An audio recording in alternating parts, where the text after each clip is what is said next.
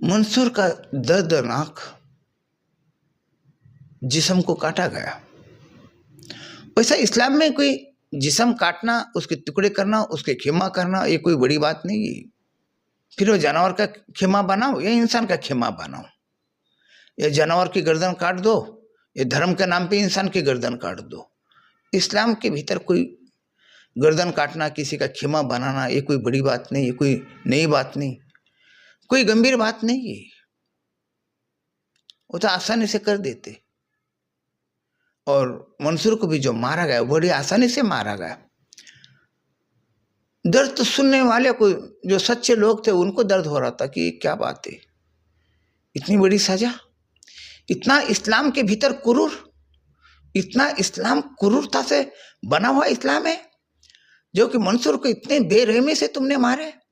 मंसूर को तुमने पहले पत्थर बरसाए, फिर कोड़े बरसाए, फिर उसके हाथ पर काटा गया, कान छाटा गया, नाक छाटा गया। इतनी क्रूरता इस्लाम के भीतर है। जो इस्लाम के भीतर इतने रहम की बात की जाती है। अल्लाह रहम करने वाला है। तुम कितने भी बड़े गुनहगार हो, अगर तुम रात के टाइम पे अगर सच्चे दिल से तुम अगर गुनाह को मान ले और अल्लाह से तौबा कर ले, तो अल्लाह तुम्हारा गुनाह माफ करने वाला है।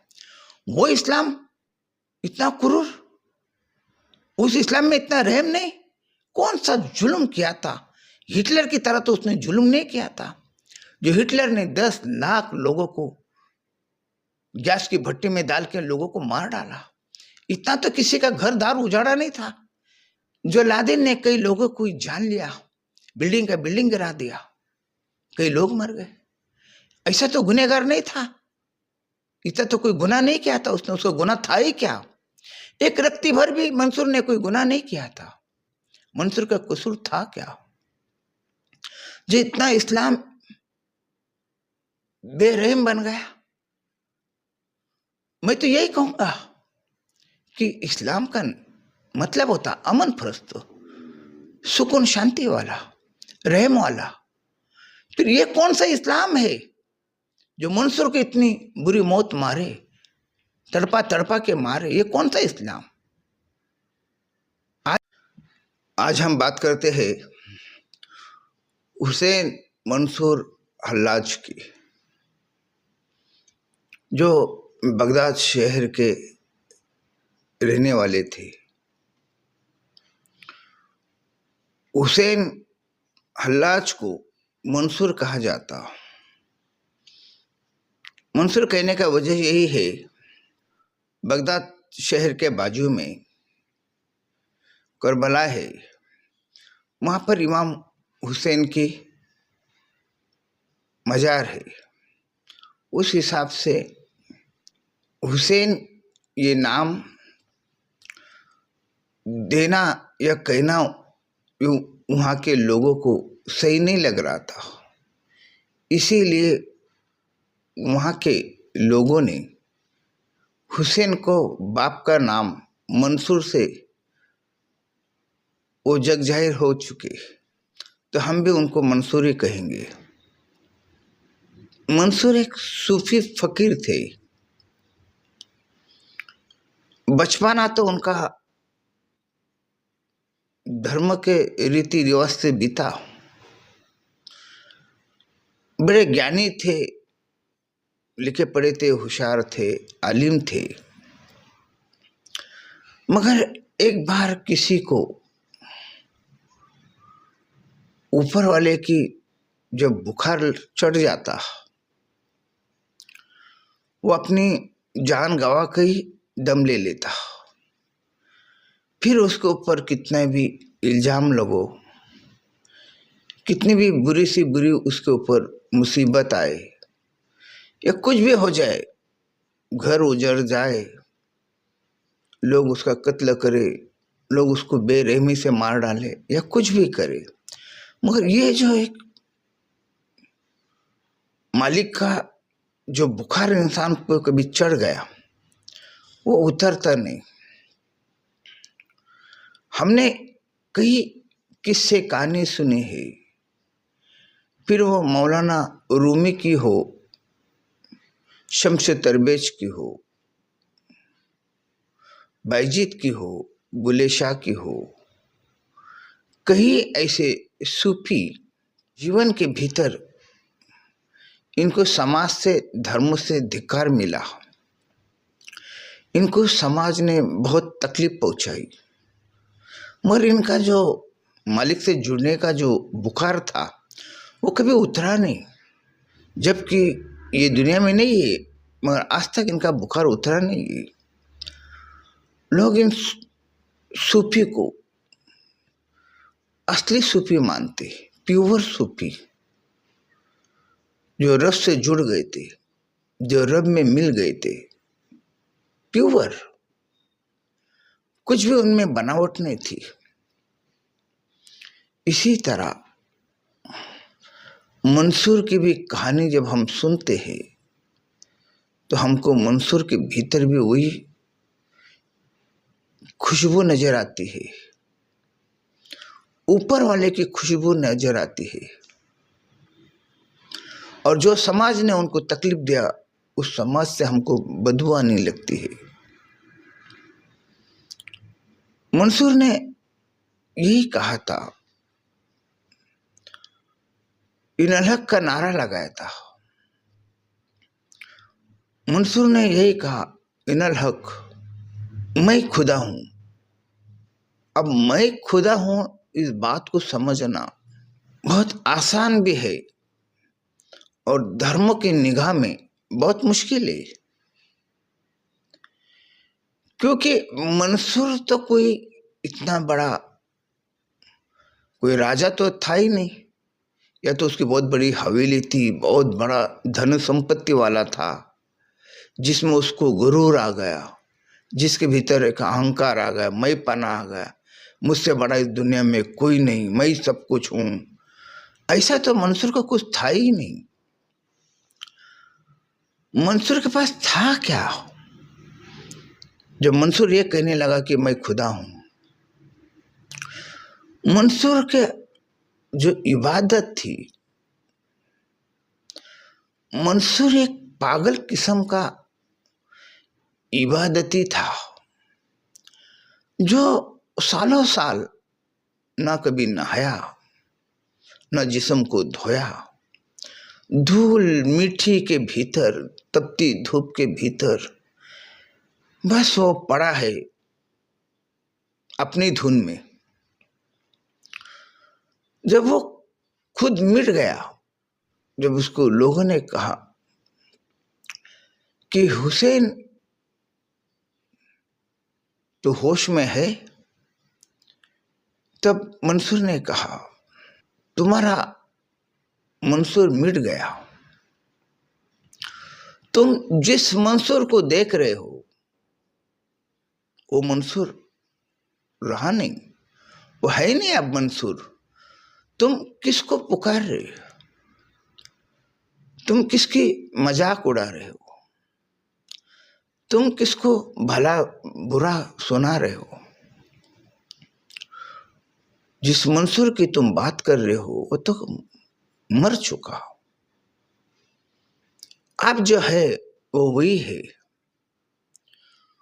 वही वो परमात्मा है, वही जो खुदा है, वही जो भी कुछ बचता आखिर में वो वही है। क्योंकि मंसूर उस स्टेज पे चला गया था। मंसूर ने कभी ये नहीं कहा, जिस तरह भगवान श्री कृष्ण ने कहा, अहम ब्रह्मस्मि, मैं सब कुछ हूं। जब उसने अर्जुन को दर्शन दिया तब अर्जुन तो झुक गया, श्री कृष्ण के आगे झुक गया। पता चल गया यही भगवान है, ईश्वर रूपी है, ये ब्रह्म है। ये बात हम समझ सकते, मगर मंसूर के पास कुछ था ही नहीं। भगवान श्री कृष्ण तो ये राजा था, ये क्षत्रिय था, हम समझ सकते। मंसूर तो ऐसा कोई था नहीं, एक तपस्वी था जो अपने आप को भूल चुका था। मंसूर ने यह कहना नहीं भूला था कि मैं ईश्वर हूं, मैं खुदा हूं। यह कहना मंसूर ने नहीं भूला। उस समय के लोग परेशान रहे कि मंसूर जो कह रहा, इनल हक का नारा लगा रहा, ये मंसूर का अहंकार नहीं है, न ये मंसूर का मैं पना है। फिर ये मंसूर इस तरह से क्यों कह रहा? उस जमाने के सूफियों भी परेशान रहे कि मंसूर ये क्यों कह रहा हो। यहां तक मंसूर के जो गुरु थे जुनैद बगदादी, वो मंसूर को समझते थे कि मंसूर जो कह रहा ये कहने की बात नहीं है, ये महसूस करने वाली बात है, ये समझने वाली बात है, ये समझाने वाली बात नहीं है। और मंसूर समझाने के पीछे पड़ा कि मंसूर ये खुदा है। ये मंसूर को बहुत महंगा पड़ने वाला। जुनैद बगदादी ने मंसूर को समझाया, सुन हुसैन, तू जो कह रहा वो मैं समझ रहा हूं। तू जो ये कह रहा ये कहने की बात नहीं है। जो तुझ में है वही मुझ में है, वही सारी दुनिया में है, वही सब कुछ है। ये बात मैं समझ रहा हूं। मैं तेरा पीर मुर्शिद हूं, मगर ये जो दुनिया है ये मंसूर को जीने नहीं देंगी। ये मंसूर को मार डालेगी। उस समय मंसूर ने यही कहा अपने पीर मुर्शिद से, आप भयभीत क्यों है? जब आप में वो घटा है, आप में वो जब है, तो आप भयभीत क्यों? और मेरा भय क्यों निकल गया? मेरा डर क्यों निकल गया? और कोई खुदा किसी से डरता है? कोई खुदा को मार सकता है? तुम जब बात कर रहे हो, ये मंसूर से बात कह रहे हो, मगर मैं मंसूर हूं नहीं, मैं हुसैन मंसूर हूं नहीं। मैं जो हूं वो इना लख है। मंसूर ये आलिम भी थे, ये लिखे पढ़े थे, ये कोई जाहिल नहीं था, ये बहुत समझदार था। और मंसूर को चाहने वाले, मंसूर को मानने वाले लोग भी थे। ऐसी बात नहीं कि मंसूर को लोग नहीं मानते थे, मगर जो लोग मंसूर को मानते थे वो दो किस्म के लोग थे। एक तो वो जाहिल थे, या तो दिल के पाक थे। ये दो किस्म के लोग थे, दिल के पाक या तो जाहिल। धार्मिक इंसान मंसूर को नहीं मानता था। अब मंसूर के पीछे हजारों लोग, मंसूर को चाहने वाले, मंसूर के दीवाने। कई बार मंसूर का मजाक भी उड़ाया जाता था, मंसूर को मजाक में लिया जाता था। मंसूर तो कह रहा है कि तो खुदा है, मेरे पेड़ पे आम क्यों नहीं लग रहा, जबकि सीजन खत्म हो गया आम का। मंसूर यही कहता, कौन कहता है कि तेरे पेड़ को आम नहीं है? तू अपनी आंखें खोल तो तुझे आम नजर आएगा। वो आदमी जब आम का पेड़ देखने जाता था खुद का, मंसूर का सुनकर, सारा पेड़ आम से भर जाता, सारा पेड़ को आम लगे हुए। ये कौन सा चमत्कार है? मंसूर यही कहता था, ये कोई चमत्कार नहीं है,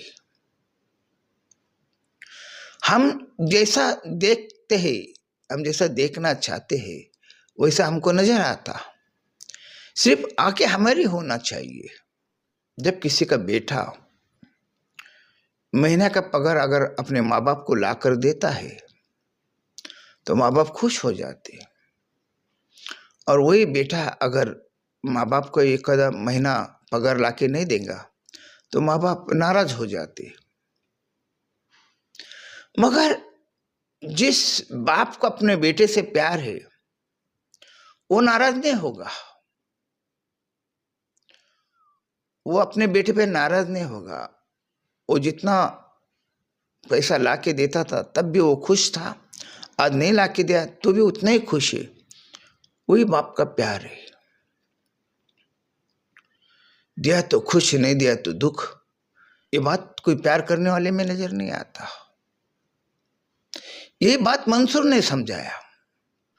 तुम्हारे पेड़ से आम निकल गए तो तुमको पेट खाली नजर आ रहा, मगर मेरी नजरों में आज भी उसकी वही इज्जत है, वही प्यार है उस पेड़ से।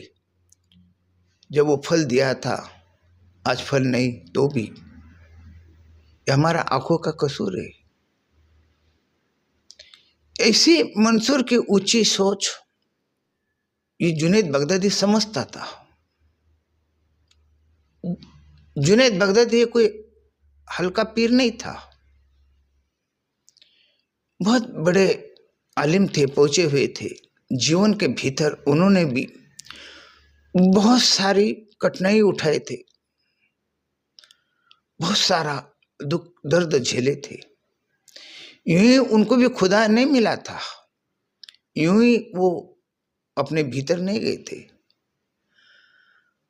मगर जुनैद बगदादी की यही सोच, अब वो मुझे मिल गया, मैं जहां हूं वो वहां है, वो मस्जिद में भी है और वो मस्जिद के बाहर भी है। मैं जहां हूं वहां है, तो मुझे मस्जिद में जाने में क्या हर्ज है। अगर मैं मस्जिद में जाता हूं तो कई लोगों को अच्छा लगता, क्योंकि जुनैद बगदादी को चाहने वाले उनके शागिर्द भी बहुत थे। जुनैद बगदादी को पता था मुझ में जो घटा है, मैं जो अल्लाह को जानता हूं, मैं अल्लाह को जो महसूस करता हूं, ये सभी के बस की बात नहीं है, ये सभी का रास्ता नहीं है। मैं अकेले रास्ते से निकल जाऊंगा तो मेरे पीछे कोई आने वाला नहीं। तो इसीलिए जुनैद बगदादी अपना धर्म को पकड़ के भी थे, क्योंकि जुनैद बगदादी ने बहुत तकलीफ धर्म से सहा था। जैसा देश वैसा भेष, ये उन्होंने एक जीवन में एक बाहरी दुनिया का भी रूप लेके जी रहे थे और भीतर का भी तो उनका रूप था। मगर मंसूर का ऐसा नहीं था।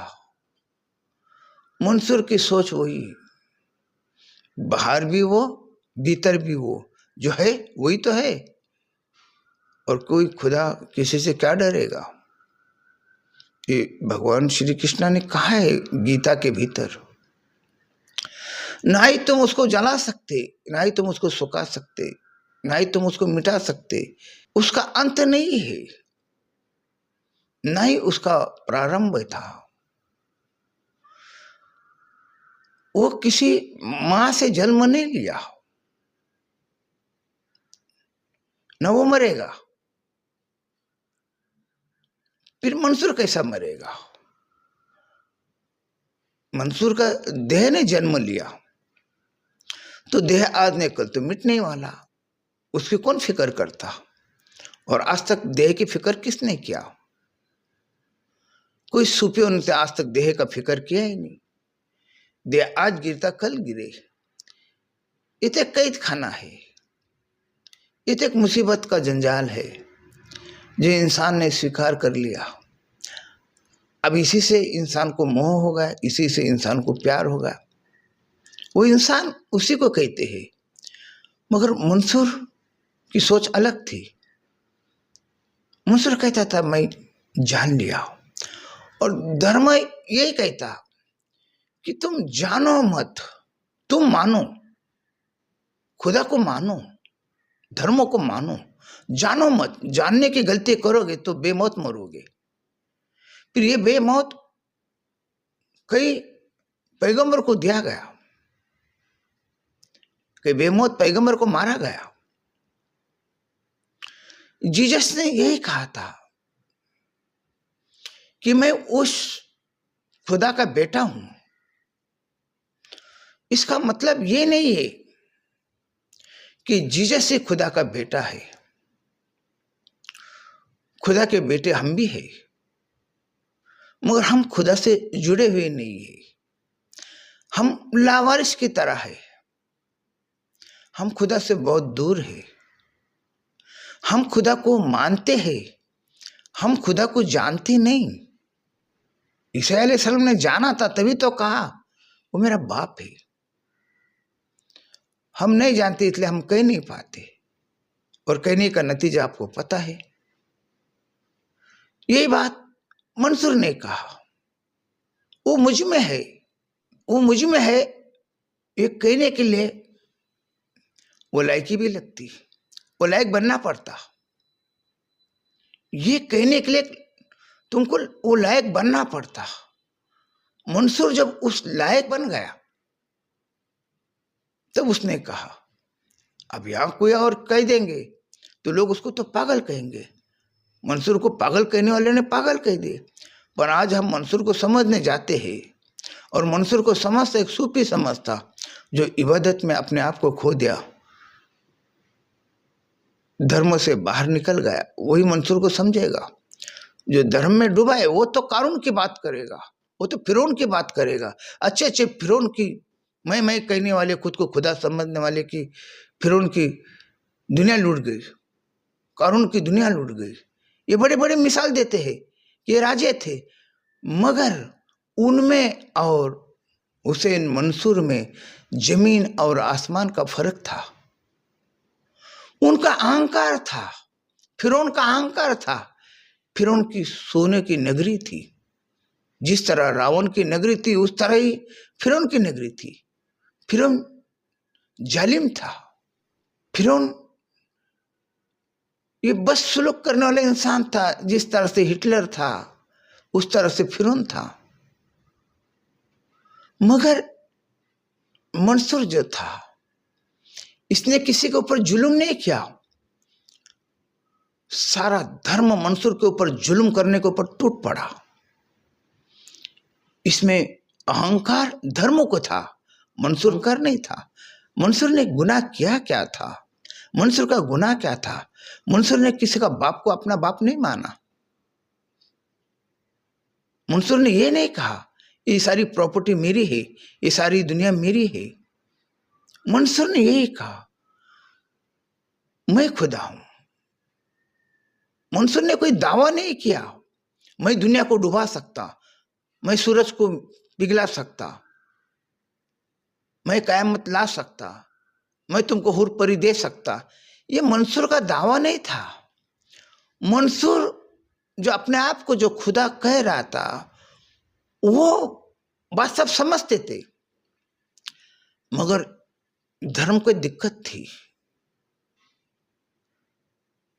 धार्मिक धर्म को दिक्कत थी, मजहब को दिक्कत थी कि ये कैसा कह रहा, ये अपने आप को खुदा, ये हो कौन? आज ये खुदा कह रहा, कल और कोई कहेगा, तो खुदा किसको किसको हम माने? आज लोग इतने मंसूर के पीछे दीवाने नहीं है, मगर इस तरह से मंसूर को छोड़ा जाए तो मस्जिद तो खाली पड़ जाएगी। मस्जिद में आएगा कौन? खुदा का खौफ खत्म हो जाएगा। जो लोग खुदा को डर के मस्जिद को आते हैं, वो आना छोड़ देंगे। ये हुसैन मंसूर अल्लाज का बात सुनकर लोग मस्जिद को आएंगे नहीं। तो फिर काजी का क्या काम, फिर इमाम का क्या काम रहेगा। तो इन लोगों ने तो फतवा निकाल दी, मंसूर को मारने का फतवा निकाले। जो उस शहर का जो काजी था, जो इमाम था, वो जुनैद बगदादी के बहुत इज्जत भी करते थे, क्योंकि जुनैद बगदादी भी एक सूफी होते हुए भी दीन भी और दुनिया भी दोनों को लेकर चल रहे थे, तभी तो उनकी इज्जत हो रही थी।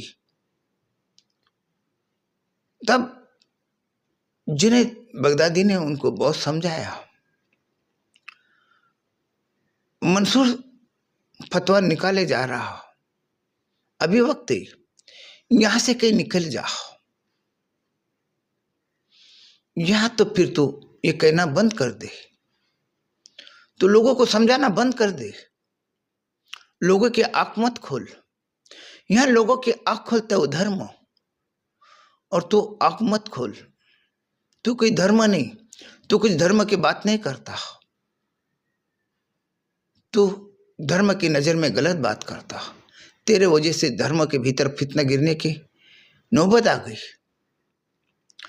तो मंसूर, तू इलाह का नारा लगाना छोड़ दे। मंसूर ने कहा, ये आप कह रहे हो, और आप किससे कह रहे हो? मैंने आपको कई बार बताया कि जिस मंसूर से तुम बात कर रहे हो, मंसूर मिट गया। अब एक अंश मंसूर का बाकी है इसके भीतर, इसीलिए मंसूर सुन रहा। बाकी की दुनिया तो यही कहती कि एक परमात्मा का अंश हमारे भीतर है, और यहां मंसूर कहता कि एक अंश मंसूर का बाकी है, इसीलिए मंसूर सुन रहा। वरना तुम्हारी बात मंसूर तो समझ भी नहीं सकता। एक अंश मंसूर जो है वो पल भर में मिटने के लिए तैयार है, वो तो मिट जाएगा, वो तो मुझे पता भी नहीं चलेगा। वो एक अंश बाकी है, इसीलिए तो आपको जवाब दे रहा हूं मैं। और यही बात थी मंसूर के भीतर। जब मंसूर को जुम्मे के नमाज के बाद सारे नमाजियों ने घेर लिए, और घेर कर मंसूर से यही कहे, मंसूर अब भी मौका है, कर ले तौबा। अब मंसूर तो जो एक अंश था वो भी खत्म हो गया। मंसूर तो यही कहने लगा, इनल हक इनल हक। लोगों ने पत्थर बरसाए, मंसूर के ऊपर धर्म के पत्थर बरसे। जो पत्थर मारे थे सब नमाजी थे, अल्लाह की इबादत करके नमाज पढ़कर बाहर आए, और ऐलान हुआ था पहले ही जुम्मा की नमाज के बाद मंसूर के ऊपर पत्थर बरसेंगे अगर मंसूर अपने आप से इनलक कहना छोड़ दे। तो बाहर बहुत सारा पत्थर रखे थे, मस्जिद के बाहर पत्थर रखे थे। जहां मस्जिद के बाहर फूल रखना चाहिए था, जहां मस्जिद के बाहर फूल होना चाहिए था, वही मस्जिद के बाहर पत्थर रखे गए। इमाम ने और काजी ने वहां पे बाहर पत्थर रखे, सब लोगों ने पत्थर उठाए। आज भी हम देखते हैं काबा के भीतर शैतान के नाम पे पत्थर मारने के लिए लोगों के लिए पत्थर रखे, मगर वहां पे कोई फूल नहीं रखा। अगर वहां कोई फूल रखते तो मैं समझ सकता था कि फूलों को में से खुशबू आई थी, फूलों में खुशबू आती थी। अब तुमने रखे वहां पे पत्थर। जिस पैगंबर ने पत्थर का इनकार कर दिया वही पत्थर तुमने रखे। भला वो पत्थर कोई मूर्ति की हो या साधारण पत्थर हो, पत्थर पत्थर है। तुमने पत्थर को रख दिया वहां पे, जबकि रहना चाहिए था फूल। धर्म के नाम पे पत्थर रखा गया, सबने पत्थर उठा लिए और चिल्ला पुकार करने लगे। मंसूर को पागल की तरह, जब हम देखते हैं ना कोई एकदम पागल किसी के बस का नहीं रहा, किसी के बस में नहीं आता, उस पागल लोगों को चोट पहुंचा, लोगों को कई लोगों का कत्ल किया होगा, कई लोगों को तकलीफ देता होगा, ऐसे पागल को जब लोग घेर लेते उस तरह से मंसूर को घेर लिया गया। मंसूर ने तो किसी की जान ली नहीं, ना किसी को कभी कुछ बुरा कहा। मंसूर ने तो उस समय लोगों की आंख खुलने की बात किया। मंसूर ने तो उस समय इंसान को इतने ऊंचाई पे लेके जाने की सोचा कि तुम खुदा से कम नहीं हो, तुम्हारा जो रवैया है वो खुदा की तरह है, बना लो। तुम्हारे रवैया जो है खुदा की तरह बना लो। क्यों तुम गुनाह करके माफी मांग रहे हो? क्यों तुम गुनाह करके तौबा कर लेते हो? तुम तौबे के लायक नहीं हो, तुम गुनाह के लायक हो ही नहीं। तुम गुनाह क्यों कर रहे हो? तुम अपने फायदे के लिए गुनाह करते हो, जीने के लिए गुनाह करते, फिर तुम तौबा करते। क्या मतलब इसका? ये तो बात मंसूर सिखाता था, समझाता था, और वही बात धर्म के लोगों को पसंद नहीं आई। सबने पत्थर लिए पागल की तरह मंसूर के ऊपर बरसना चालू कर दिए। सबके पत्थर खत्म हो गए हाथ के। जल्लाद आया, सामने खड़ा हो गया। जल्लाद की आंखों में भी आंसू आने लगे कि मैं जिसको आज मारने जा रहा हूं उसका कसूर क्या है? उसका कसूर वो जल्लाद के भी समझ में नहीं आया कि ये अपने आप को खुदा कहता है। अगर उसको तुम पागल मानते तो इस्लाम में तो कहा कि पागल को माफ कर दो, फिर तुम पागल समझ के उसको माफ क्यों नहीं कर रहे? जबकि तुम कह रहे हो कि मंसूर पागल है, तो पागल को माफ किया जाता है इस्लाम के भीतर, और तुमने तो यहाँ पे पत्थर से उसको लहूलुहान कर दी, उसको जख्मी कर दी, और जल्लाद के हाथ में कोड़ा दे दिए। जल्लाद कोड़ा बरसाना चालू कर दिया। जल्लाद के कोड़े से आवाज आने लगी, फटाफट फटाफट। उस भीड़ में जुनैद भी खड़ा था, और जुनैद के साथ जुनैद के चाहने वाले, जुनैद के जो शागिर्द थे वो भी खड़े थे। वो जो जुनैद के शागिर्द थे वही तो मंसूर के मित्र भी थे, दोस्त थे वो। और एक गुरु सामने खड़ा है और अपने शागिर्द के ऊपर जो जुल्म हो रहा वो देख रहा था, और उनको देखकर मंसूर मुस्कुरा रहा था। मंसूर के भीतर कभी द्वेष था ही नहीं, मंसूर में द्वेष नहीं था। इसीलिए तो मंसूर ने कहा इनल हक, उस परमात्मा में, उस ईश्वर में, उस अल्लाह में द्वेष कहां से आएगा? द्वेष है ही नहीं उसमें। तो मंसूर से सवाल किया गया, मंसूर तू जब खुदा है तो अपने आप को बचा ले। मंसूर यही कहा, ये जिस्म कभी किसी का बचा नहीं, ये मिट्टी का जिस्म है, मिट्टी में मिल जाएगा। न तुम्हारा जिस्म बचेगा न मेरा बचेगा। आप समझ नहीं पा रहे। मैं जो इनलक कह रहा हूं वो मैं नहीं कह रहा हूं, मैं तो कभी खत्म हो गया। तुम मंसूर को मार सकोगे नहीं, क्योंकि मंसूर रहा ही नहीं। जो अब रहा ही नहीं, जो है नहीं, तो उसको तुम कहां से मारोगे? तुम जिसको मार रहे हो मिट्टी है, वो आज न कल मिट्टी में मिल जाएगी, और तुमको मिट्टी को मार के अगर सुकून मिलता हो तो जरूर मारो। तो मंसूर के हाथ पे काटा गया। मंसूर को लहूलुहान में डुबाया गया। मंसूर के जिस्म से खून के फव्वारे निकल रहे। बाकी के जो नमाजी थे वो हंस रहे थे, वो मजा ले रहे थे, मगर जुनैद के जो शागिर्द थे, जो मंसूर के जो मित्र थे, उनके आंखों से आंसू आ रहे थे। खुदा को जानने का इतनी बड़ी सजा, फर्क क्या है मानना और जानना? तुम मानो तो तुम पे फूल बरसोगे, तुम जानोगे तो तुम्हारे पे पत्थर बरसेगा। तुम मानोगे तो सर पे उठाएंगे, कंधे पे उठाएंगे, और तुम जानोगे तो तुमको बुरी मौत तुमको दी जाएगी। ये धर्म की सिस्टम, धर्म के रिवाज, इसी से तो मंसूर इन बातों के खिलाफ था। ये बात मंसूर को पसंद नहीं थी। मंसूर को पता था ये सब होने वाला। मंसूर के टुकड़े टुकड़े किए गए। मंसूर के मगर जबान रुक नहीं पा रही। इनल हक का नारा उनका चालू था। जिस्म के टुकड़े हो गए मंसूर के, तो कहीं हाथ बिखरा, कहीं पैर बिखरा। अब सिर्फ मंसूर का धड़ रह गया, बॉडी रह गई। फिर मंसूर का कान काटे, नाक काटे, मंसूर के आंख निकाली गई। उसके बाद फिर मंसूर वही कह रहा। इतना होने के बाद भी मंसूर कह रहा इनल हक, इनल हक। तो मंसूर की जबान भी काटी गई, तो वे आवाज गूंज रही, भीतर से आवाज गूंज रही। मंसूर की क्षमा कर दी, मंसूर के बारीक बारीक टुकड़े कर दिए, वो टुकड़ा लेके जला दिए, दफनाए भी नहीं। जलाने के बाद में जब उसी अंगार में से आवाज आ रही इनल हक, इनल हक, तो समंदर में बहा डाले।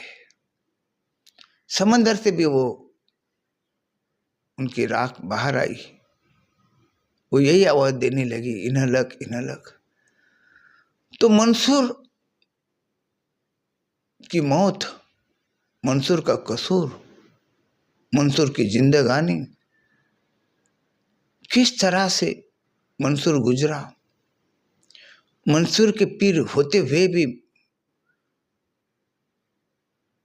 क्योंकि सत्य हक कहां तक पहुंचता, हक का बुखार कहां तक आता, इस पे सब खेले। मंसूर को 100% बुखार था, हक का बुखार था। अब जुनैद बगदादी को 90% बुखार था, 10% बुखार नहीं था, इसीलिए वो कह नहीं सके इनल हक करके। और इनल हक मंसूर ने नहीं कहा, इनल हक भीतर से आवाज निकलने लगी। अगर मंसूर कहता इनल हक तो बात हम समझ सकते कि वो मंसूर कह रहा, मगर ये बात मंसूर नहीं कह रहा था। अगर मंसूर कहता तो मंसूर सजा से बच जाता, मगर ये जो इनल हक का जो आवाज है ये भीतर से आ रही। हमने कई सूफियों की सुनी कहानी। कोई जब सूफी जब कोई तस्वीर पढ़ता, वो सोने के बाद में भी उसकी आवाज आती, अल्लाह हो कि अपनी तस्वीर पढ़ रहा, उसकी आवाज अपनी नाभि से आने लगती, तब जबान की तो सवाल आता ही नहीं। अब वो सोया है तो भी आवाज आ रही भीतर से, अल्लाह हो। अब समझ जाओ वो पहुंच गया। कई लोगों को हमने ये भी देखा है, सुना है, तपस्या करते जो राम का नाम से जुड़े, वो सोने के बाद में भी वही करते हो। वो सो गया नींद में और आवाज आ रही राम राम राम, वो पूरी तरह से पहुंच गया भीतर, तब तो वो आवाज सोने के बावजूद आ रही। यही हालत मंसूर की थी। मंसूर जब सोता था तब भी इनल हक का नारा बाहर गूंजता था, मंसूर जागा तो भी इनल हक का नारा भीतर से बाहर गूंजता था। अब इस बात को समझो, मंसूर नहीं कह रहा था ये। अब इस भीतर की बात को कोई समझेगा तभी तो तुम कहोगे। तो इस तरह के मंसूर का दर्दनाक जिस्म को काटा गया। वैसा इस्लाम में कोई जिस्म काटना, उसके टुकड़े करना, उसके खेमा करना, ये कोई बड़ी बात नहीं है। फिर वो जानवर का खेमा बनाओ या इंसान का खेमा बनाओ, या जानवर की गर्दन काट दो, या धर्म के नाम पे इंसान की गर्दन काट दो। इस्लाम के भीतर कोई गर्दन काटना, किसी का खेमा बनाना, ये कोई बड़ी बात नहीं, ये कोई नई बात नहीं, कोई गंभीर बात नहीं है। वो तो आसानी से कर देते। और मंसूर को भी जो मारा गया बड़ी आसानी से मारा गया। दर्द तो सुनने वाले को, जो सच्चे लोग थे, उनको दर्द हो रहा था कि क्या बात है, इतनी बड़ी सजा, इतना इस्लाम के भीतर कुरूर, इतना इस्लाम क्रूरता से बना हुआ इस्लाम है जो कि मंसूर को इतने बेरहमी से तुमने मारे। मंसूर को तुमने पहले पत्थर बरसाए, फिर कोड़े बरसाए, फिर उसके हाथ पर काटा गया, कान छाटा गया, नाक छाटा गया। इतनी क्रूरता इस्लाम के भीतर है। जो इस्लाम के भीतर इतने रहम की बात की जाती है। अल्लाह रहम करने वाला है। तुम कितने भी बड़े गुनहगार हो, अगर तुम रात के टाइम पे अगर सच्चे दिल से तुम अगर गुनाह को मान ले और अल्लाह से तौबा कर ले, तो अल्लाह तुम्हारा गुनाह माफ करने वाला है। वो इस्लाम इतना क्रूर, उस इस्लाम में इतना रहम नहीं। कौन सा जुल्म किया था? हिटलर की तरह तो उसने जुल्म नहीं किया था। जो हिटलर ने 10 लाख लोगों को गैस की भट्टी में डाल के लोगों को मार डाला, इतना तो किसी का घर दार उजाड़ा नहीं था। जो लादेन ने कई लोगों को जान लिया, बिल्डिंग का बिल्डिंग गिरा दिया, कई लोग मर गए। ऐसा तो गुनहगार नहीं था, इतना तो कोई गुनाह नहीं किया था उसने। उसको गुनाह था ही क्या? एक रत्ती भर भी मंसूर ने कोई गुनाह नहीं किया था। मंसूर का कसूर था क्या? जो इतना इस्लाम बेरहम बन गया। मैं तो यही कहूंगा कि इस्लाम का मतलब होता अमन फरस्त, सुकून शांति वाला, रहम वाला। फिर ये कौन सा इस्लाम है जो मंसूर को इतनी बुरी मौत मारे, तड़पा तड़पा के मारे? ये कौन सा इस्लाम? आज भी सऊदी के भीतर लोगों का हाथ काटा जाता, गर्दन काटी जाती, खून का बदला खून। फिर तुम ये भी कहते हो कि ऊपर वाला तुमको तुम्हारा गुनाह का सजा तुमको सुनाएगा, तुमको जोजक में डालेगा, और तुम यहाँ भी सजा दे रहे, वहां भी ये कर रहे। ये सब समझना बहुत सर के बाहर से चला जाता। बस आज इतना ही।